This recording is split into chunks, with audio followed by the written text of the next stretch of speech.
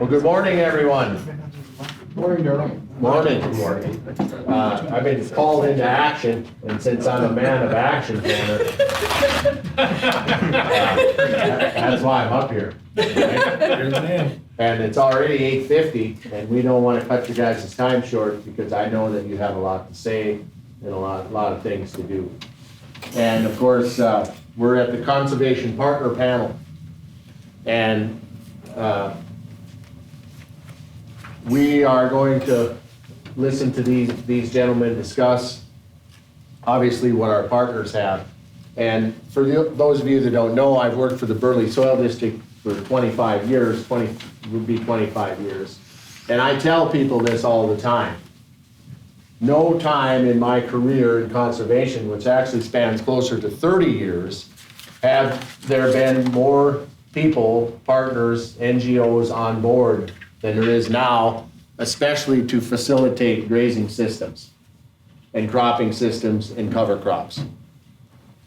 And when I started back in the mid-90s, it was generally the SCDs and the NRCSs of the world that primarily carried the heavy load, if you will. That's not the case anymore.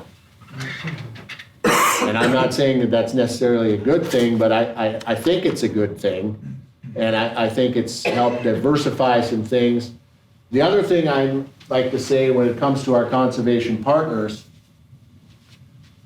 from the technical side, they've really stepped up and done a great job of that. Their capabilities of the people that they have and the ones that I've worked with anyway, from a technical standpoint, they're very astute. And again, that can be sometimes a rarity today in what we're trying to push forward. So with that, I guess I could introduce you guys. Or not, you guys can introduce yourselves. But anyway, I'm anxious to hear what they have to say. I came in here talking smart. I was one of the first people in here. I said, I'm here to ask the tough questions. But now that I introduced you, I can't hardly do that to you. I won't do that. I'll just sit in the back and shut up. But again, we'll turn it over to these gentlemen and we'll listen to our conservation partner panel. Thank you. Thanks, Darrell. Should do a introduction for everybody real quick. Sure. Okay, I'm Tanner Gue.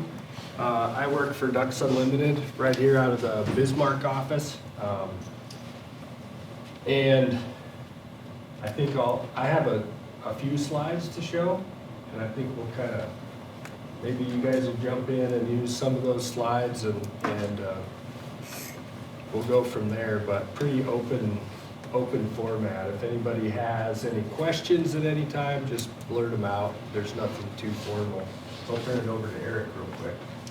I'm Eric Rosenquist. I'm with the North Dakota Natural Resources Trust. I guess once Tanner's done, I'll jump in. I've got a few comments on some programming opportunities we have. And I'm Chad Meyer. I'm with the U.S. Fish and Wildlife Service, and yeah, I didn't bring slides, so I'm leaning on Tanner's coattails pretty heavy. But yeah, we'll kind of jump back and forth on what's available and how we partner up with each other and with you as landowners. Yeah, very good. So I thought it would be pretty important to introduce, this is just the DU team here. This is the team that I have the great privilege of working very closely with every day. We have 4 biologists out of the Bismarck office and 1 agronomist who spend 99% of their time working directly with folks like yourselves out on the landscape. You'll see Sam's kind of located there in the middle. He kind of covers the whole state with a specific program that we can talk a little bit about today, RCPP program that DU is rolling out. But those shaded colors kind of describe that person's geography and helps folks like yourselves get pointed in the right direction and make your first phone call to the appropriate person. But those geographies are pretty arbitrary. They're just to get folks pointed in the right direction, but we work all over the state. Our team has worked really hard over the years with the help of partners like the Trust and PFW and PF, Pheasants Forever, Burley County local SCDs, farmers and ranchers to build short-term, flexible, very nimble conservation programs that largely provide cost share to help folks go do the things they need to out on their operations for sustainability, resiliency, and profitability.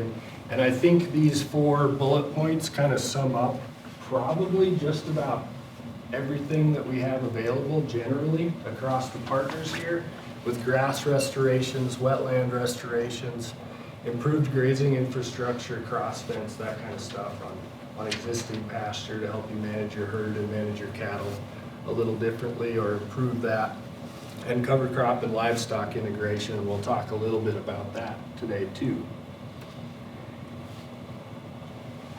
And so, and we'll go to that one first. This is a specific program that Ducks Unlimited, in partnership with the North Dakota Outdoor Heritage Fund and several other partners, in the room included, have been working on with almost 100 different landowners over the last 5 or 6 years.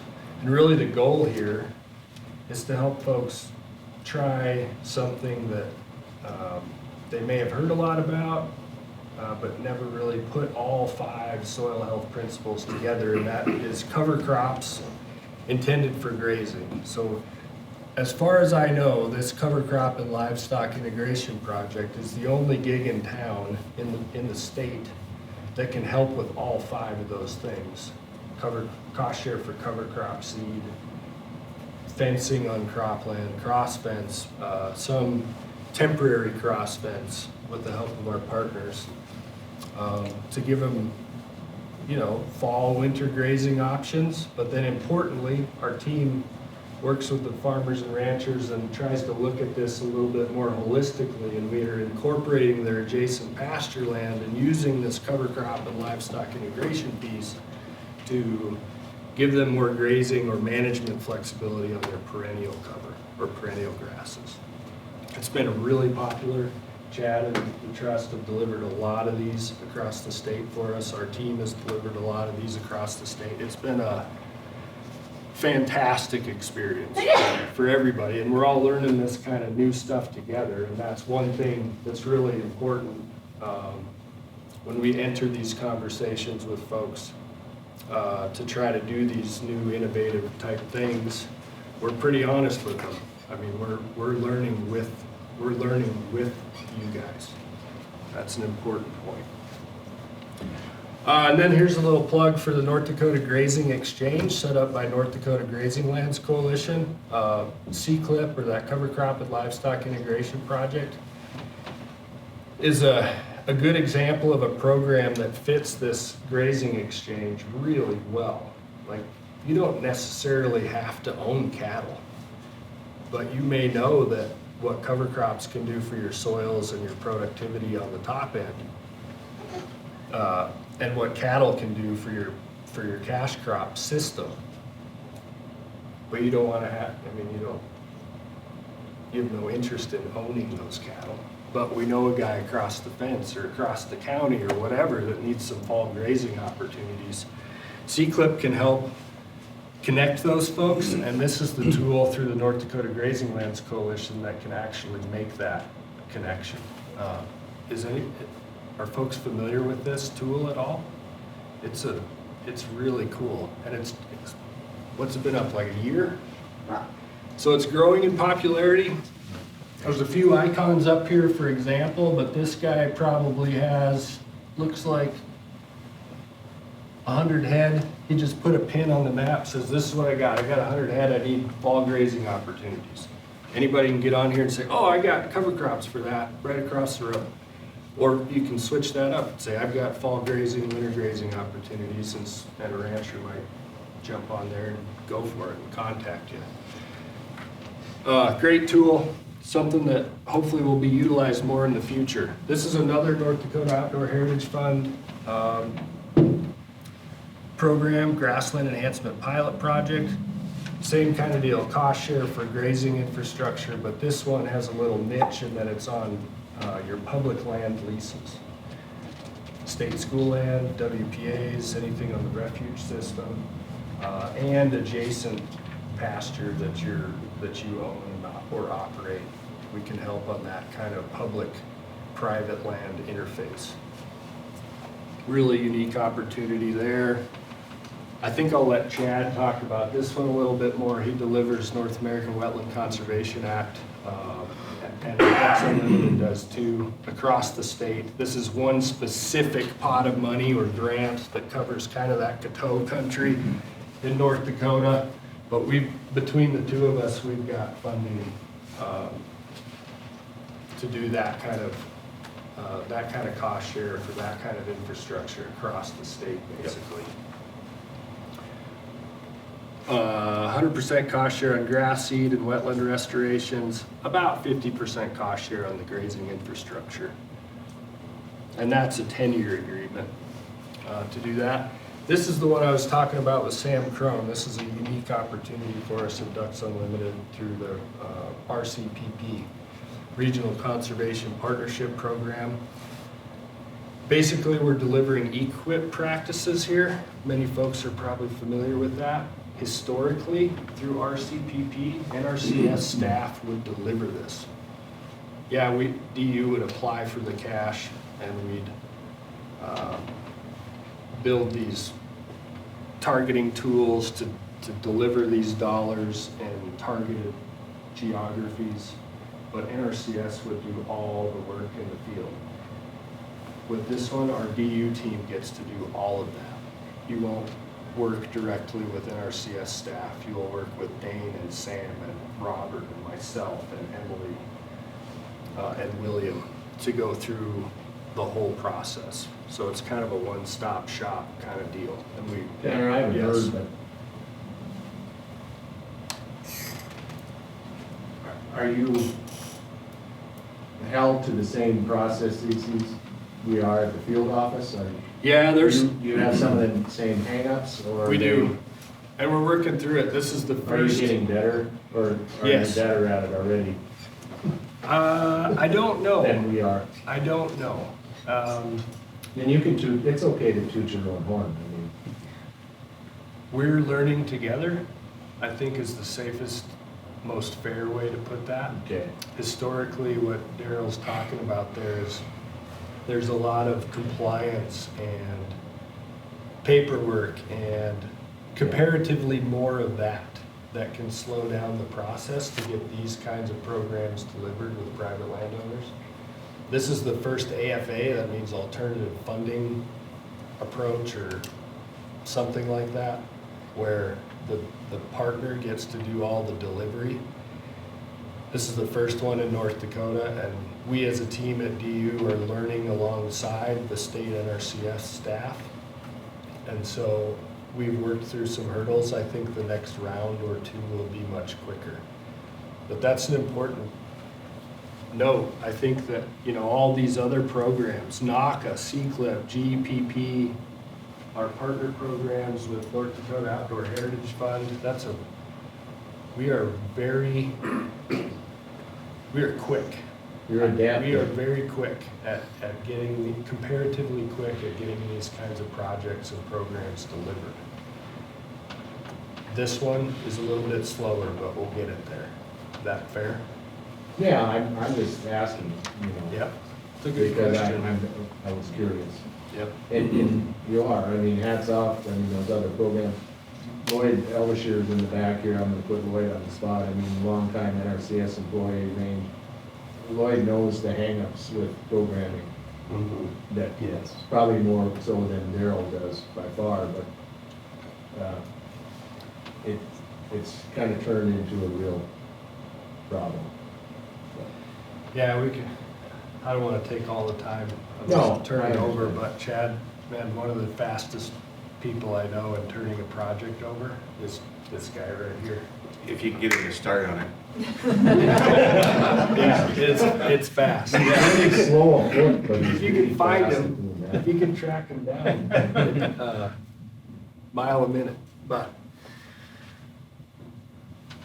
I don't want to hog any more time. There's a few cool things that DU is working on.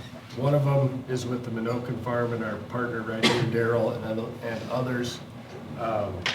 This is through a NIFWIF proposal where it's a super unique, it's the only position I know of in the country where a private NGO like DU is partnering with a local SCD to bring a youngster on, and I call him a youngster, but like a college-age student, to learn the importance of conservation ecology, conservation program biology and ecology and waterfowl ecology here in the prairies, and working with private landowners and, you know, just learning all of that stuff that I do every day and that our teams do every day. But then also spending half of their time at the Minokan Farm, a demonstration farm, where they're learning from experts about regenerative ag in general and soil health. And speaking with folks there, putting those two things together is something that I would argue we've probably learned through the job. There's very few young professionals coming up out of school that have made those connections.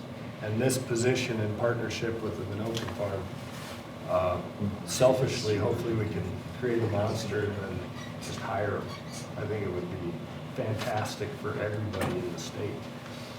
And I think I'm going to leave it at that because I'm probably going over time. There's just a map of kind of our DU's and partners' impact in North Dakota over the last year with the yellow triangles. Those are the projects we worked on or the locations. And then we've been in North Dakota doing this since 1984.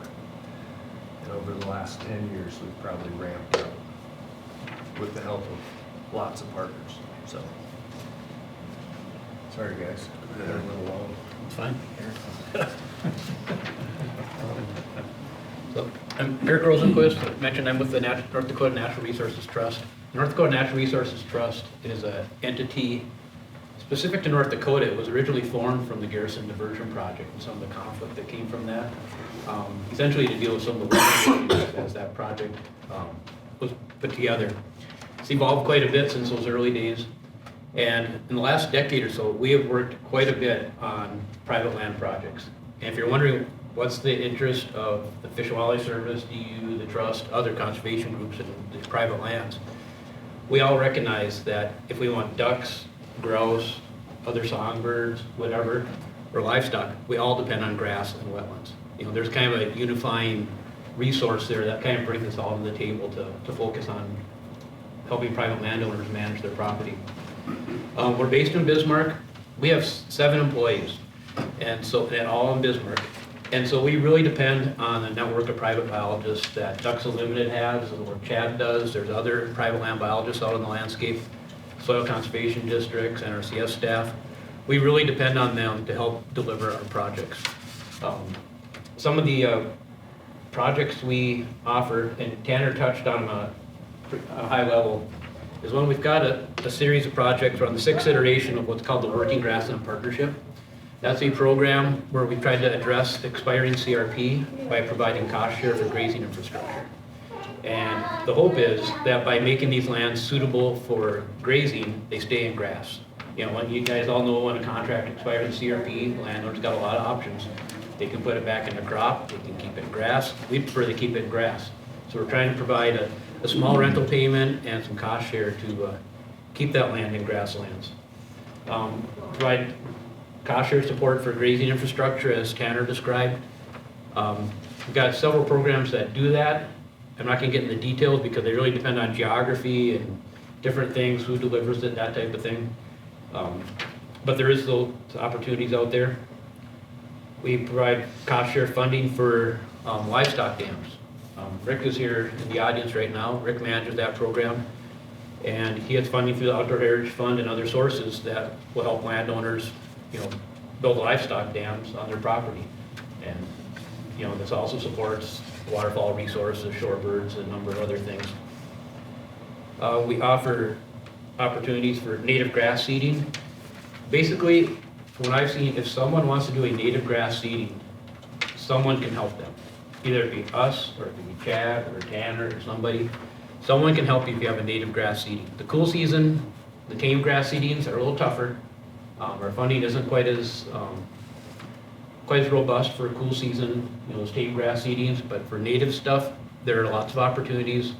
And in some cases, with some of the funding we have, depending on the targeting, we have funding for a very specific species called the Dakota skipper. It's a little tiny butterfly nobody can identify, but there's a lot of funding available, to support that little critter. And if you're in the right geography, 100% of your native seeding costs can be covered, plus some incentive costs. And finally, I'd mentioned the small grants program we have at the Trust. If you're involved with community organizations, schools, 4-H's, whatever, that do education and outreach events, or you're promoting a conservation agenda, we have a small grant program. It offers about $10,000. It's over a 2-year duration, and as I said, it's for education, outreach, that type of thing. We get a lot of applications every year, and I'm pretty excited about the program because this funding goes out to these small community groups that normally don't have access to a lot of funds. And so if they can get $5,000, $10,000 to support their conservation programming, that's there to help them. All these programs I mentioned are all based on availability. Grants come and go. Geographies change in some of these grant focus areas, all of that kind of stuff. So they're based on availability. So my recommendation is to contact Chad, the DU biologist, someone with the Soil Conservation District, and they all know the same programs. So there's no reason to call all those people individually. Because if you call Chad, he knows every program that is available in that geography in western North Dakota. And he will help set you up into this program for the Trust works better for you here, maybe this program from Ducks Unlimited works best here. And so we're trying to get rid of the, maybe we call it doctor shopping. You don't need to shop around, just go to one person and they'll know about all the programs that are out there. And the one thing I'll mention at the Trust, a position we house relative to that is Heather Husband. She manages the Meadowlark Initiative. That's a cooperative project with the North Dakota Game and Fish, and that's exactly the intent of that program, is to take and pool all the conservation opportunities we have in the state and find a way to deliver them efficiently to private landowners so we can take some of the confusion out. If you look down a list of all the programs that are out there for conservation, there's 100 different acronyms. It can be overwhelming. And so the goal is to really streamline that for landowners. They can have that one stop, one person, and get directed as they need to for whatever their needs are. Couple things, or maybe one of the final things I'll point out, is the funding for all of our programs, almost all of our programs, comes from the North Dakota Outdoor Heritage Fund. I don't know if you guys are familiar with that at all, but North Dakota is pretty unique that we have this opportunity where a portion of, I can't remember if it's production tax or extraction tax for the oil revenues, is put aside in this fund. Every year, every biennium, it's about $15 million. Does that sound right, Terry? It's authorized for much more. And there's a group, advisory group made up of a lot of different special interests, conservation, oil, agriculture, Chamber of Commerce, that evaluate these proposals for approval. And the Industrial Commission then gets a list of projects to approve. That fund has been critical for our delivery of these private land projects. I think without the Outdoor Heritage Fund, a good chunk of the projects we have at the Trust probably would not exist. I think that's probably the case for Ducks Unlimited and many others out there. So that's really a big deal, and it's really changed the landscape for us in North Dakota and our ability to deliver to private landowners. Finally, I guess the last thing I'll throw out there is we're always looking for new ways to support private landowners. We've thrown out some ideas with the grass seeding and grazing system development, all that type of thing, but we're always interested in new ideas. And so I'd encourage everyone here, if you have ideas where you think conservation community can come together to better support private landowners and their desire to have grass on the landscape, we'd like to hear it. It might be a great match, it might not, we don't know, but we'd like to hear it because As I mentioned, I sit in an office in Bismarck all day. I don't live that life where I'm out on the landscape trying to make my money off grass-based agriculture. And so I need to hear from people about what can help them. And so I guess that'd be my one invitation for today is if ideas come to mind, please, let myself, Tanner, Chad, any of the other conservation folks in the room know, and we'll see what we can do about putting together that type of proposals, see if we can develop something that works. So I guess that's all I have. I'll turn it to Chad. If you want to know more about the trust, it's ndnrt.com is our website. Our phone number is 701-223-8501. You're welcome to give us a call and we can fill you in on details of our projects and hopefully help you out. Go ahead. So again, Chad Meyer with Fish and Wildlife Service. I'm gonna have to leave after this session. Another gal's gonna come over to the afternoon session, so if you do wanna catch me, let's talk right away when we're done. So there's a presentation here, probably going on now about stackable enterprises in one of the other rooms. And that's really kind of close to what we're doing here, because they've got the program money, we've got a little bit of federal program money, but we're all working together, and like you said, we're gonna find the best fit for whatever you wanna do. And if there are times where the best fit doesn't fit any of us, then we may go talk to a different nonprofit group, Meal Deer Pheasants Forever, or it may be going back to NRCS, or someone else completely outside the realm of the conservation community. But there's a ton of folks that are working with private landowners and have that knowledge as where best to direct for the best fit. From the Fish and Wildlife standpoint, we've been working in North Dakota for about 30 years with landowners, pretty heavily since about 1991. Our focus started out really heavy in the wetland side of things, wetland restorations, wetland creations, basically stock dams, new or repairing them. Those two focus areas are still pretty heavy, but where we have really taken off is in the last 10 years with the additional funding from the partners. They're securing the funding. We're working with them, and it's grass plantings, grazing systems, cross fencing, pipelines, wells, tanks, whatever we can fit within those funding guidelines. I could sit and talk about, they've already talked about all the funding sources, but the reality is let's get the best fit, let's get that stuff out on the ground and keep you guys moving in the right direction.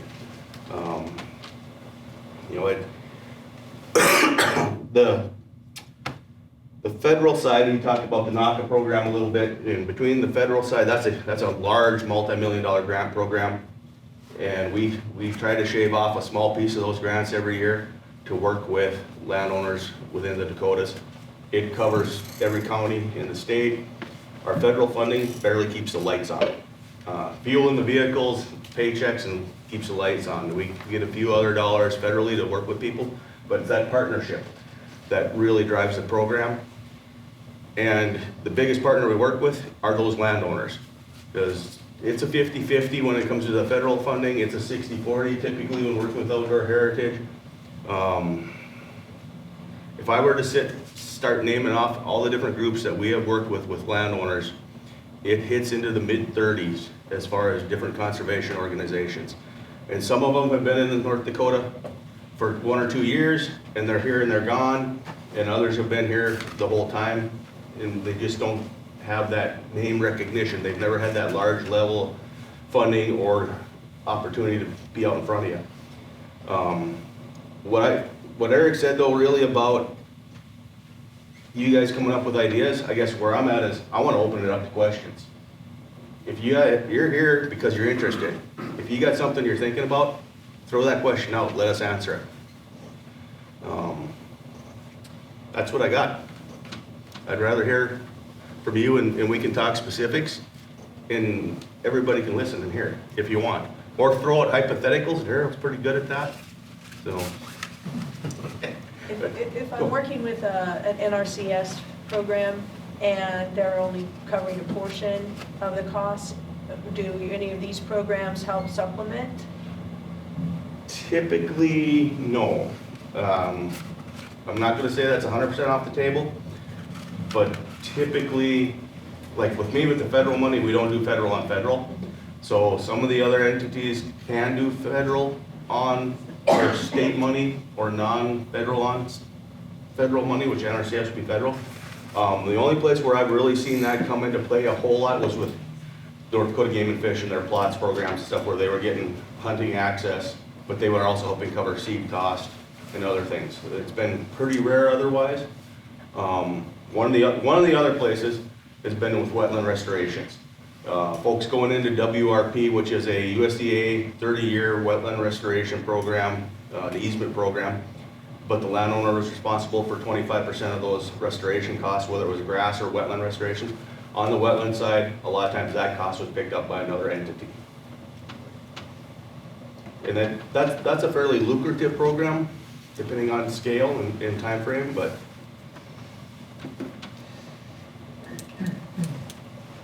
That's a good question though, I mean, and a good concept of stacking, like I'd call that stacking programs. We do that all the time with our state-based programs. Sometimes, like Chad said, state can go a little bit on top or maybe off to the side of the federal. We're pretty flexible and we just figure out a way to make it the best fit for the producer, their objectives, and what we have on hand. Well, we can get pretty creative. go ahead. What if there's some sort of a conservation program, federal program that's in now, the land, and you want to put grazing infrastructure in there? Is there any reason why that wouldn't be feasible if the federal program people were okay with it? We've done that, Yeah. fair amount of that. Okay. The only, we do quite a bit of with CRP. It's still in CRP or it's been just enrolled even.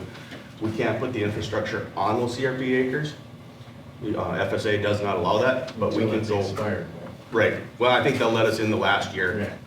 But we can go 1 inch outside that field boundary and then we are good to go. I have a question, and this is a scenario. If, let's say someone has an EQIP contract through NRCS, Chad, are you able to enhance an EQIP, not say extra pay for that specific fence? But let's say this individual has a quarter and he's set up, or they're set up, excuse me, an EQIP for 4 pastures, and he just decides that he wants to cross fence again and have 8. Could you, with the partners program or any of your programs, gentlemen, come in there and help cost share those other fences? Yes. Okay, I thought that was the case, but We- that's a scenario that could play out quite readily. Well, what plays out more often is you know, some of these systems get rather large. And NRCS has their checklist. And if it's not on the checklist, once that's gone through the state office and comes back, if you forget a quarter section or you forget a quarter-mile pipeline or a cross fence, it gets really hard for NRCS to work that in. Yeah, we don't modify it. And so that's where the phone rings quite often on those scenarios. And those are typically referrals out of the NRCS offices because now they're kind of in a spot where the landowner came in and said, hey, I want to do all these things, and they're only human.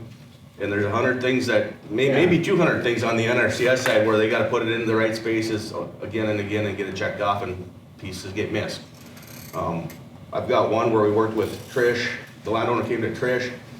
NRCS missed all of the cropland on one side of the road, 600 acres to put it to grass. The guy wanted to put it all to grass. So they missed the cropland, they missed the fence, they missed the pipelines and stuff. So NRCS has 1,000 acres on one side of the road they're working on. We got 600 acres on the other side we're working on at the exact same time. It was all supposed to be under EQIP and it just got missed. So that, and then, like I said, same thing goes for EQIP. We talk about grazing. So all of us want some kind of a grazing plan. When you work with NRCS, whether it's CSP, EQIP, any of those other programs, the RCCPs, you've got a grazing plan put together by the USDA. They're working with you pretty much on an annual basis through the duration of that program. We reference that program through the other federal entity, and we don't ask for anything more. We will say the grazing plan's on file with the Bowman County USDA office, and that's where we stop. If you're not in one of those programs, I prefer to send them to the North Dakota Grazing Lands Coalition mentors and work a combination, work with me, the mentors, and you work out a plan. If you're already in this room and you're running cattle, 90% of you are already doing a better job than I could ever put a plan together. You're out looking at the grass, you're determining when you need to move, and you've got a plan. I don't need to go telling you what to do. I have a few newer folks that getting into cattle that want that help, and we'll put a plan together for them. And we have recreation owners that have bought land for hunting, and we'll urge them to get the livestock back on the land to keep that native grass and, well, keep all of that grass healthy.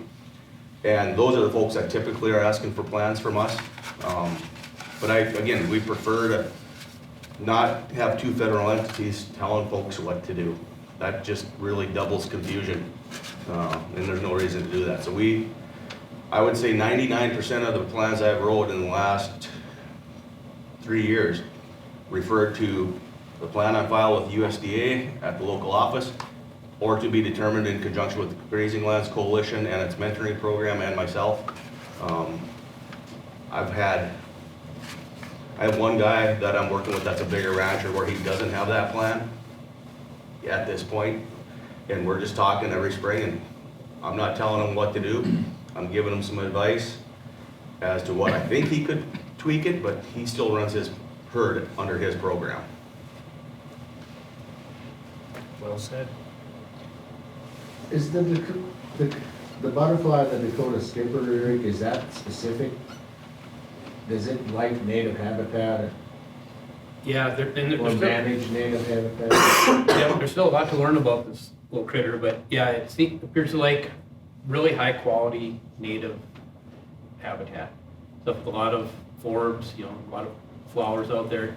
And it's a unique little butterfly in that its flight period is about 3 weeks. It starts about that last week of June, and it's out flying around through 4th of July, and maybe that second week of July. After that, they disappear. They've laid their eggs, basically in the base of different grasses, like little blue stem, green needlegrass seem to be two spots they tend to lay their eggs in. And then the adults are gone. The adults die, and those eggs wait till that next summer, and they come up for their 3 weeks, and they do their thing. And so it's really a kind of a weird butterfly. It's a tiny little thing, very nondescript. That's not a big showy butterfly with a lot of colors to it. But it's attracted quite a bit of attention from some of the funding sources we deal with. And we see it as a good opportunity to help people really, put new high diversity native seeding, grass seedings back on the landscape. And so one way we've done that is we've just discussed with stacking programs.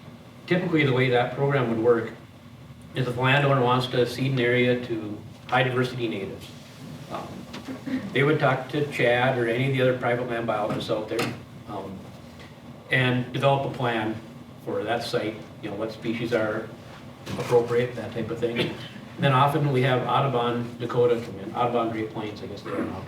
They would come in, they have a program called the Conservation Forage Program. Well, they can pay for a certain amount for seed.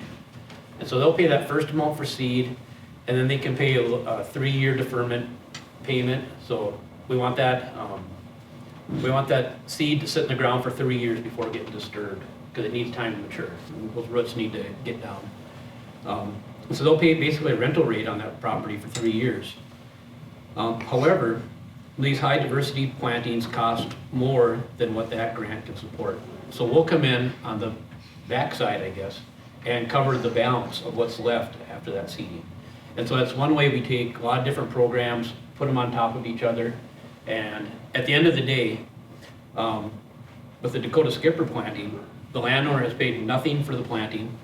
They've gotten paid for the management to prepare the area. And depending on their willingness for an extended contract, and I'm saying 20, 30-year contract, they can get an incentive payment. And so the projects I've seen go out the door are, I think, are a pretty good deal for the landowner. They're getting a real high quality seed mix, rental payments on that land, and an incentive payment to keep that land in that state for 10, 20, 30 years, whatever works best for their operation.